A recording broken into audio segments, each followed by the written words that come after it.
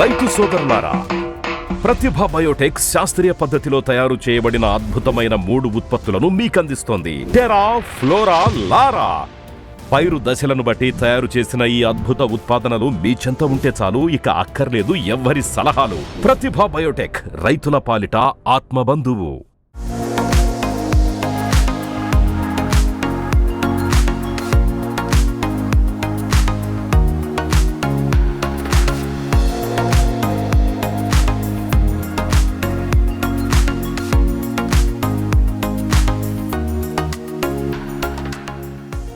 ఈ చెట్టు 4 అడుగులు కూడా లేదు, కానీ కాపు చూడండి.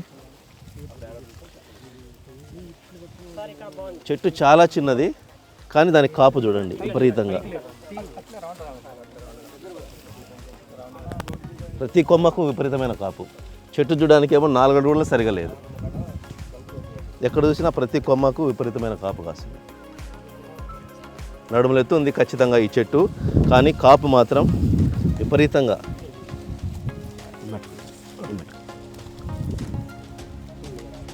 సో ఇది ONBA విధానం యొక్క ఫలితం అన్నమాట, ప్రత్యక్ష ఉదాహరణ మనకి ఇది.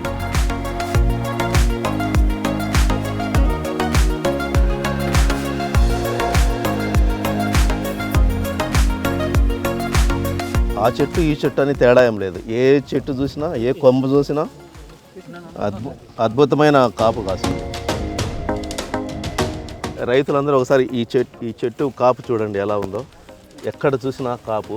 ఆ పై కొమ్మలు కూడా, ఆ పై కొమ్మకు కూడా విపరీతమైన కాపు. ఎక్కడ చూసినా అంటే ప్రతి కొమ్మ వంగబడి ఉంది కాపు.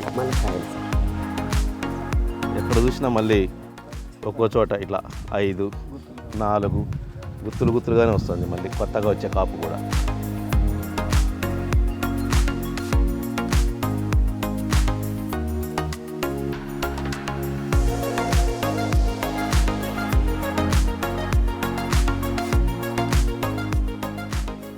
ఈ చెట్టుకు ఇంత సైజు కాయలు ఉన్నాయి. ఇలా ఉండి కూడా మళ్ళీ మొగ్గ కానీ, ఇక్కడ క్లోజ్ చేయి, ఈ మొగ్గ కానీ మళ్ళీ ఆల్రెడీ పిందెగా మారడానికి ఇక్కడ పిందెగా మారుతుంది పూత. ఈ పూత కానీ ఏది తగ్గట్లే. ఒక పక్క ఇంత సైజు కాయ, పెద్ద పెద్ద కాయలు, మరి పూత ఉంది, మళ్ళీ కొత్తగా వచ్చిన పిందె ఉంది.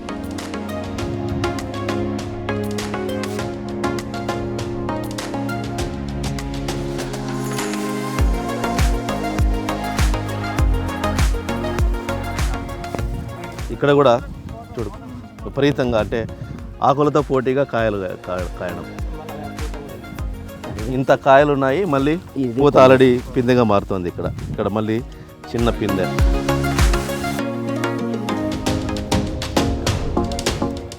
కొత్తగా మొగ్గ కూడా వచ్చింది కొత్తగా.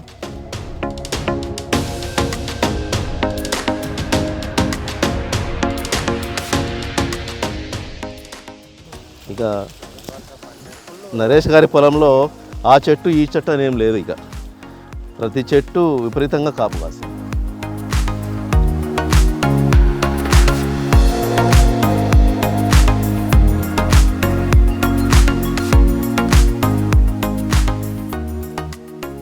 ఇప్పుడు మనం పరిధిపురం గ్రామం నరేష్ గారి బత్తాయి తోటలో ఉన్నాము. ఈయన గత 3 సంవత్సరాల నుంచి మన ONBA పద్ధతిలో, అంటే organic and nutritionally balanced agriculture, అంటే సేంద్రియ మరియు పోషక పదార్థాల సమతుల్య వ్యవసాయం, ఇది పాటించడం వల్ల ఈరోజు మనకు కల్లారా ఫలితం అనేది చూస్తున్నాము. ఆల్రెడీ ఒక కటింగ్ అయిపోయిన తర్వాత కూడా మళ్ళీ మనము ఇంత మోతాదులో కాపు ఉంది. అంటే చెట్లు మోయలేనంతగా, మనము ఎత్తేటంతగా ఒక్కొక్క కొమ్మకి కాపు కాస్తుంది. దీనికి కారణం ఏంటంటే ఈయన భూమి మీద దృష్టి పెట్టాడు, తర్వాత చెట్టుకి పోషకాలు ఎలా అందించాలో దాని మీద కూడా దృష్టి పెట్టాడు. కాబట్టే ఇంత ఫలితం వస్తుంది. ఎప్పటికైనా సరే రైతులు కేవలం చెట్టును మాత్రమే దృష్టిలో పెట్టుకొని వ్యవసాయం చేస్తే పూర్తి ఫలితాలు మనం పొందలేం. కానీ ఈయన నేల మీద దృష్టి పెట్టాడు. అంటే నేలలో కర్బన శాతాన్ని బాగా పెంచుకోవడము, తర్వాత సూక్ష్మజీవుల్ని, అంటే చెట్టుకు మేలు చేసి సూక్ష్మజీవుల్ని పెంచుకుంటూ, తర్వాత ఈ పైరుకి, అంటే ఈ చెట్టుకి ఏ దశలో ఏమేం కావాలనో ఆ పోషకాలను సమృద్ధిగా అందించడం వల్లనే ఇటువంటి ఫలితాన్ని తను చూశాడనమాట. సో మనం ఎప్పుడైనా సరే ఎంతసేపు ఎరువులు ఏమేమి వేయాలి అని చెప్పేసి దాని గురించి ఆలోచిస్తాం. కానీ దానికంటే ముందు నేలకు చికిత్స ఏం చేయాలో అది చేసినామంటే తర్వాత పైనుంచి ఎరువులు తక్కువ మోతాదులో వాడినా సరే మనకు ఫలితం ఇలా ఉంటుంది. కాబట్టి ప్రత్యక్ష సాక్ష్యంగా మనం అందరం చూస్తున్నాం. కాబట్టి ప్రతి రైతు కూడా ఎప్పుడైనా సరే తన నేలని సారవంతంగా మార్చుకుంటూ అందులో మొక్కను రక్షించే అన్ని రకాల సూక్ష్మజీవుల్ని పెంపొందించుకుంటూ పైన మనము తక్కువ మోతాదులో దశను బట్టి ఎరువులు ఇచ్చుకుంటూ వచ్చినామంటే, ఖచ్చితంగా ఇచ్చినామంటే అప్పుడు మనకు ఫలితం ఇలా ఉంటుంది. అంటే అప్పుడు మనకి ఏం కావాలనో అది వస్తుంది. అంతేగాని ఊరికే ఎరువుల మీద ఆధారపడేసి, రసాయనిక ఎరువుల మీద ఆధారపడేసి నేలను పట్టించుకోకుండా పైన మనం వ్యవసాయం చేసినామంటే, మొక్కను చూస్తూ వ్యవసాయం చేసినామంటే మనం పూర్తి ఫలితాలు పొందలేం. ముందు నేలను చూడాలి, తర్వాత నేల మీద ఉన్నటువంటి ఆ మొక్కను చూడాలి. అలా చేసినప్పుడే మనకు దిగుబడులు వస్తాయి. దానికి ప్రత్యక్ష ఉదాహరణ మన నరేష్ గారి పొలము. ఇంతకుముందు కూడా వీడియో చేస్తున్నారు, ఇప్పుడు కూడా మరీ ఒకసారి విందాము. నరేష్ గారు, మీరు ఇంతకుముందు వీడియోలో కూడా చెప్పినారు, అంటే నేను కర్బన శాతాన్ని పెంచుకుంటూ ఇలా చేశాను వ్యవసాయం అని చెప్పేసి. అంటే మీరు ఎన్ని దఫాలుగా ఈ కర్బన శాతం పెంచడానికి ఎరువులు వాడినారు, తర్వాత ఈ ఫర్టిలైజర్స్ కూడా ఎలా ఇచ్చుకుంటూ వచ్చారు? సార్, ఫస్ట్ మేము 2 years నుంచి ఇది ప్రతిభ బయోటెక్ వాడుతున్నాం సార్. వాస్తవంగా అవని పుడమి మేము ఇక్కడ 2 times అయిపోయింది సార్. 2 times అయిపోయిన తర్వాత కొక్కోలి కానీ, జూకా కానీ, ఫ్లోరా కానీ, లారా కానీ, తేరా కానీ, తేరా, ఫ్లోరా, లారా మా జీవితానికి ఒక ప్రతిరూపం సార్. అవి ఆ ప్రోడక్ట్ మీరేం చేసినారు, ఏం కథ మాకు తెలియదు సార్. ఎంత కష్టపడినారు అనేది మాకు తెలియదు సార్. మేము ప్రతి ఒక్క డ్రిప్లో వదులుతుంటే ప్రతి ఒక్క చెట్టును చూస్తుంటా సార్. నేను 2200 చెట్లని, ప్రతి ఒక్క చెట్టు ఏ చెట్టు కాసింది, ఏ చెట్టుకి నల్లి ఉంది, ఏ చెట్టుకి ఏం పురుగు ఉంది అనేది మాకు ప్రత్యక్షంగా మేము చూసుకొని మీ ద్వారా, మీ కంపెనీ ఎంప్లాయీ ద్వారా సార్ హర్ష సార్ కానీ, బాలాజీ సార్ కానీ మాకు అందుబాటులో ఉండి ప్రతి ఒక్క విషయాన్ని క్షుణ్ణంగా పరిశీలించి మాకు ఆన్సర్ ఇస్తుంటారు సార్. చాలా వందనాలు సార్, చాలా కృతజ్ఞత సార్. ఇంకొక విషయం సార్, మీ ప్రోడక్ట్లో ఏ ప్రోడక్ట్ అయినా తీసుకోండి సార్, 100% రిజల్ట్ సార్. నా ఆత్మసాక్షి తెలుసు. ప్రతి ఒక్క రైతు కూడా బాగుపడాలని చెప్తున్నాం తప్ప మేము ఏదో వేరే రకంగా ఏం లేదు సార్ ఇక్కడ. అంటే వీళ్ళు అవని పుడమి వాడమంటే భూమిలో కర్బన శాతాన్ని పెంచుకుంటూ, అవనిలో సూక్ష్మజీవులు ఉంటాయి. అంటే నేలకి మేలు కలిగించే సూక్ష్మజీవులు, మన చెట్టును రక్షించే సూక్ష్మజీవులు అనేకం ఉంటాయి. జీవన ఎరువులు ఉంటాయి అందులో, తర్వాత ట్రైకోడెర్మా, సూడోమోనాస్ ఇవి కూడా ఉంటాయి అన్నమాట దాంట్లో.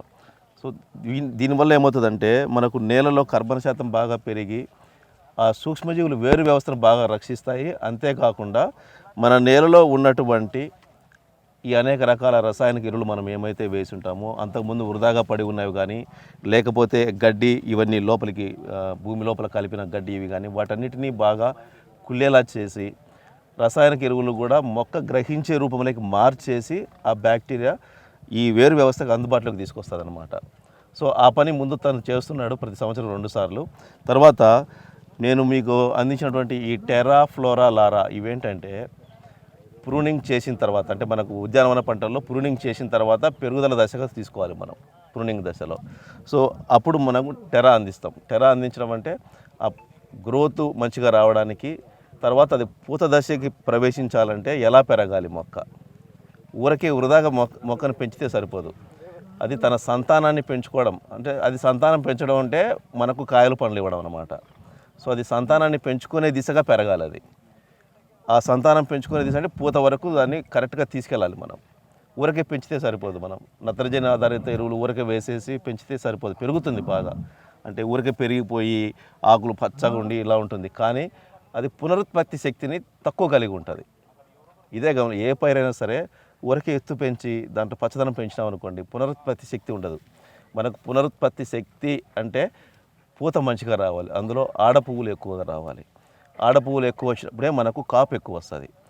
మనం అనుకుంటుంటాం ఒక్కోసారి పూత ఎక్కువ వచ్చి రాలిపోతుంది అనుకుంటుంటాం. మగ పువ్వు రాలిపోతుంది, ఆడ పువ్వు కాయగా మారుతుంది. అది కూడా ఆడ పువ్వు కూడా అన్నీ కూడా కాయగా మారవు. ఎప్పుడైతే మన చెట్టులో దాంట్లో శక్తి ఉందనుకోండి, అంతా వచ్చిన పూత అంతా కాయగా మారే శక్తి దాంట్లో ఉందనుకోండి, అప్పుడు ఉన్న ఆడ పువ్వులన్నీ కాయలుగా మారుతాయి. అలా మారాలి అంటే అది పెరిగే టైంలోనే, అంటే ప్రూనింగ్ చేసిన తర్వాత కొంతకాలం అది మళ్ళీ గ్రోత్ వస్తుందన్నమాట దానికి. ఆ సమయంలోనే ఆ శక్తిని పుంజుకుంటుంది. అలా పుంజుకోవాలంటే ఊరికి నత్రజని ఆధారిత ఎరువులు ఇస్తే రాదు. అన్ని రకాలు కలిపి ఎలా ఇవ్వాలో అలా కలిపి చేయడం వల్లనే ఈ టెరా, ఫ్లోరా, లారా అనే ఉత్పత్తుల నుంచి మీకు ఫలితాలు అంత బాగా వస్తున్నాయి. అంటే పూత దశకు చేరుకోగానే మళ్ళీ ఫ్లోరా ఇస్తాం. ఫ్లోరా ఇచ్చినప్పుడు ఆ వచ్చిన పూత అంతా ప్రతి ఆడపువ్వు కాయగా మారడానికి అది సహకరిస్తుంది. అందులో ఆ సమయంలో మొక్కకి ఏం కావాలో అందులో అన్నీ ఉంటాయన్నమాట. అంటే రైతుకు సులభ మార్గంగా ఉండడం కోసమే ఈ ఉత్పత్తులు తయారు చేసాం. 3 ఉత్పత్తులు ప్రూనింగ్ చేసినాక లేదా మొక్క పెరిగేటప్పుడు ఏమేమి ఉండాలో దాంట్లో అవన్నీ ఏ పర్సెంటేజ్లో ఉండాలో అవన్నీ అలా ఉంటాయి. తర్వాత పూత దశ స్టార్ట్ అవ్వగానే పూత మొత్తం బాగా వచ్చి అవన్నీ మళ్ళీ కాయగా మారడం కోసం ఏమేం కావాలో అవన్నీ ఫ్లోరాలో ఉంటాయి. తర్వాత లారా అంటే కాయ మొదలైన తర్వాత అది కాయ సైజు బాగా వచ్చి దాంట్లో బరువు బాగా వచ్చి సైజు బాగా వచ్చి కలర్ బాగా రావడానికి ఏమేమి ఉండాలో మూలకాలు అవన్నీ దాంట్లో ఉంటాయి. అంటే రైతు మళ్ళీ వెతుక్కోకుండా ఇంకొకరి మీద ఆధారపడకుండా సైంటిఫిక్గా తయారు చేసామన్నమాట. అంటే మొక్క యొక్క జీవన విధానాన్ని దృష్టిలో పెట్టుకొని దానికి లోపల ప్రతి మనిషికి మొక్కకు అన్నిటికీ కంటిన్యూగా రసాయనిక చర్యలు జరుగుతుంటేనే మనం బతికి ఉండేది. ఆ రసాయనిక చర్య ఆగిపోతే మనిషి కూడా చనిపోతాడు. గుండె ఆగడం అంటే ఒక రసాయనిక చర్య ఆగిపోయినట్లు అనమాట. అట్లాగే మొక్కలు కూడా అన్ని రసాయనిక చర్యలు జరుగుతూ ఉంటాయి. వాటికి ఏ దశలో ఏం జరుగుతుంటాయో అవి మనం అందించాలి. మనకు నచ్చినేటివి డీలర్ మెచ్చినేటివి ఇలా కాదు మనం చేయాల్సింది. మనకు మొక్క గురించి తెలియాల్సి ఉంటుంది, ఎప్పుడు ఏం కావాలో దానికని. అవి తెలుసుకొని మనం సమృద్ధిగా అందించినామంటే నువ్వేం కోరుకుంటావు అది నీకు ఇస్తుంది. అలా కాకుండా నీ ఇష్ట ప్రకారం నువ్వు వెళ్ళావు అనుకో అది ఖచ్చితంగా అందివ్వదు. సో అలా అన్ని పాటించడం వల్లనే మనం ఈరోజు ఫలితం ఇలా చూస్తున్నాము. ఇంకా ఇది కటింగ్ చేయకముందు నేను చూశాను వీడియో, అసలు నేనే నమ్మలేదు అంత బాగా వచ్చిందా అని చెప్పేసి. ఒక్కొక్క కొమ్మకు 50 కాయలు అలా ఉన్నాయన్నమాట. సో అంత దిగుబడినిచ్చింది ఈయనకి. సో ప్రతి ఒక్కరూ ఫస్ట్ నేల మీద దృష్టి పెట్టండి. నేల మీద దృష్టి పెట్టిన తర్వాత చెట్టు దశను బట్టి ఫర్టిలైజర్ ఏమి ఇవ్వాలో అవి అవగాహన కలిగించుకొని ఇచ్చినారంటే ఖచ్చితంగా మీ పైరు మీరు చెప్పినట్టు ఉంటుంది. మీకు ఎంత కావాలో అంత దిగుబడి వస్తుంది. అది చేయాల్సి.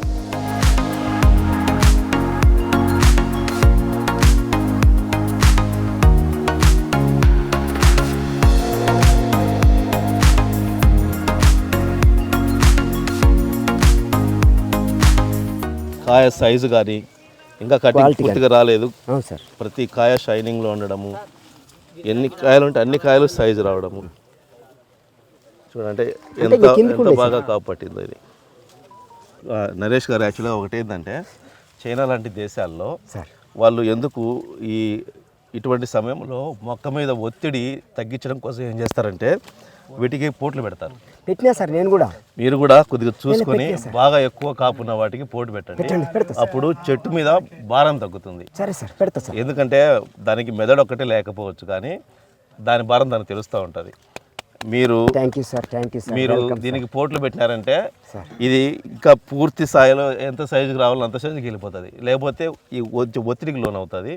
మొక్క ఒత్తిడికి లోన్ అవ్వకుండా ఉండాలంటే వీటికి పోట్లు పెట్టాలి. చైనాలో ఏం చేస్తారంటే కొద్దిగా పైన కర్రలు బొరిచేసి వీటన్నిటికీ కొమ్మలకి స్టేకింగ్ చేస్తారు. కొమ్మలు ఇలా పూర్తిగా చెట్టు మీద ఆధారపడకుండా ఈ కొమ్మలకి స్టేకింగ్ చేస్తారనమాట. సో మనము కింద కర్రలు పోటు పెట్టినా సరిపోతుంది. దీనికి కొత్తగా వస్తున్న కాయలు కూడా ఎక్కువగానే ఉన్నాయి. ప్రతి కొమ్మకు కాపు లేని కొమ్మ అంటూ ఏం లేదు. ప్రతి చోట ఇట్లా పెద్ద పెద్ద సైజు కాయలు ఇంకా వస్తున్నవి కొత్తగా. ప్రతి చోట ఎక్కడ చూసినా 5-6 కాయలు ప్రతి చోట.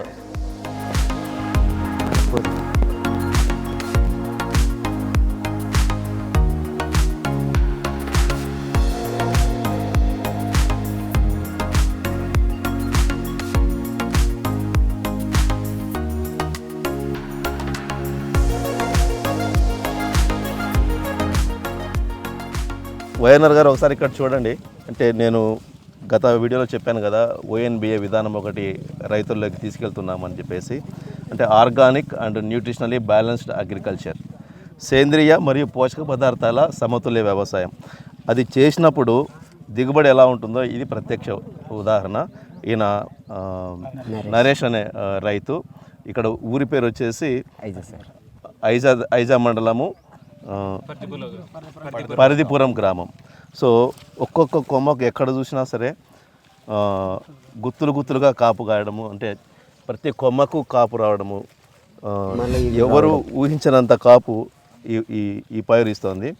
దీనికి కారణం ఏంటంటే ఈ రైతు ONBA విధానాన్ని పాటించాడు. అంటే భూమికి సేంద్రియాన్ని అందించాడు, ఈ చెట్టుకి పోషకాలు ఏ దశలో ఎప్పుడు ఎంత అందించాలో అలా బ్యాలెన్స్డ్గా అందించడం వల్ల ఇలాంటి ఫలితాలు చూస్తున్నాం అన్నమాట. ఇది ప్రత్యక్ష సాక్ష్యం మనకు ONBA విధానానికి.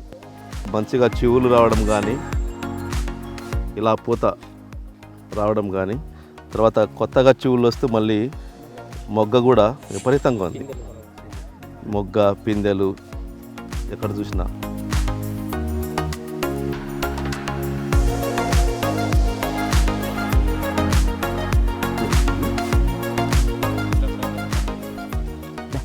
సో రైతులు ఒకసారి గమనించండి, అంటే ఇంత దిగుబడి మామూలుగా సాధ్యం అంటే మనం మనసులో మనం ఊహించుకోము ఇలా కాపు కాయించగలం మనం అనేది. కానీ ఇలా కాపు కాయించడానికి కారణము ONBA విధానం. సో ఆ విధానాన్ని మీరు పర్ఫెక్ట్గా నేను ఏ విధానం అయితే చెప్పుకున్నానో దాన్ని పూర్తి స్థాయిలో మీరు పాటించినప్పుడు ఫలితాలు ఇలా కళ్ళమురు ప్రత్యక్షమవుతాయి. సో ఇప్పుడైనా ఇలా ఫలితం చూసినప్పుడైనా రైతులు నమ్మకంతో ONBA విధానాన్ని పాటించండి. పాటించినప్పుడు ఏ పైరులైనా సరే పాటించినప్పుడు ఇలా మన కళలు నిజమవుతాయి, మంచి దిగుబడి సాధిస్తాం, క్వాలిటీ కూడా అలాగే ఉంటుంది.